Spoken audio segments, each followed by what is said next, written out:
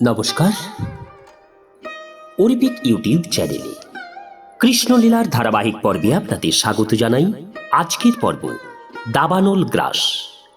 চ্যানেলে যারা নতুন তাদের অনুরোধ জানাবো চ্যানেলটি সাবস্ক্রাইব করে কৃষ্ণলীলার ধারাবাহিক পর্বগুলি শ্রবণ করুন। আসুন আজকের পর্ব শুরু করি। দাবানল গ্রাস। কৃষ্ণ ও বলরাম যখন তাদের সখাদের সঙ্গে বৃন্দাবনে বনে নানা রকম লীলাবিলাস করছিলেন, তখন একদিন গাভীরা স্বাধীনভাবে বিচরণ করতে করতে নতুন ঘাসের লোভে গভীর অরণ্যে প্রবেশ করল।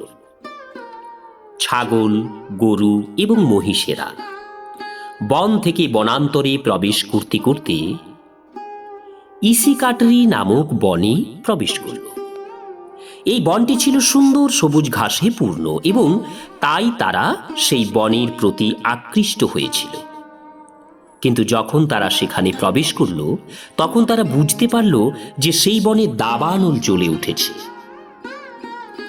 ভয়ে তখন তারা ক্রন্দন করতে লাগল।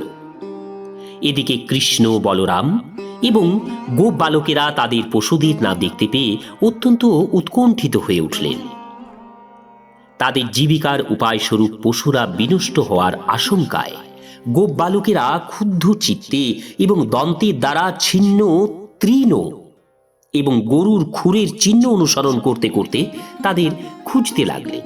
অচিরেই তারা গাভীদের ক্রন্দন শুনতে পেলেন। কৃষ্ণ গাভীদের নাম ধরে উচ্চস্বরে ডাকতে লাগলেন।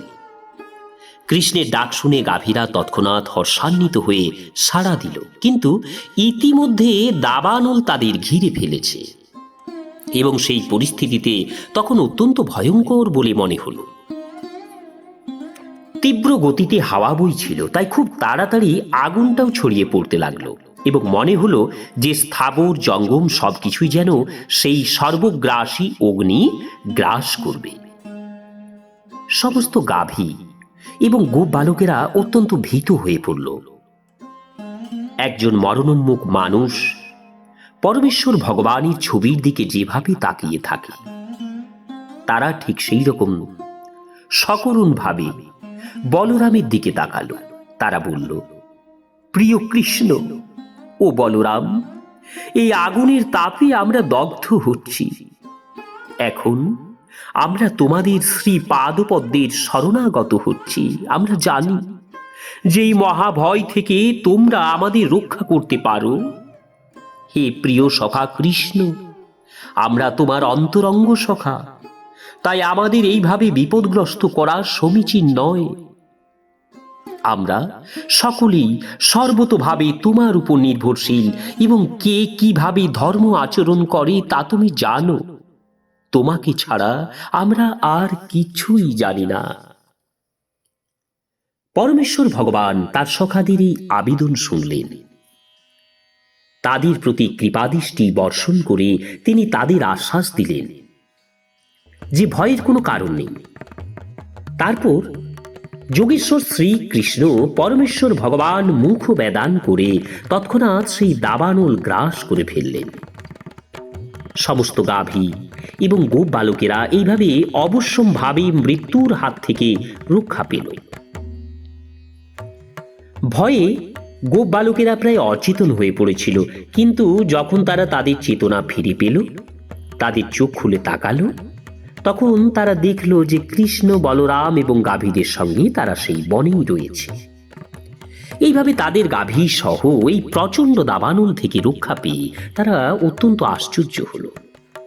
তারা মনে মনে ভাবল, কৃষ্ণ নিশ্চয়ই সাধারণ বালক নন, তিনি অবশ্যই কোনো দেবতা হবেন।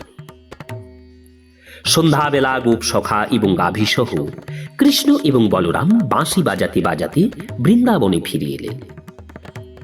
তাদের ফিরে আসতে দেখে ব্রজগোপিকারা অত্যন্ত আনন্দিত হলেন।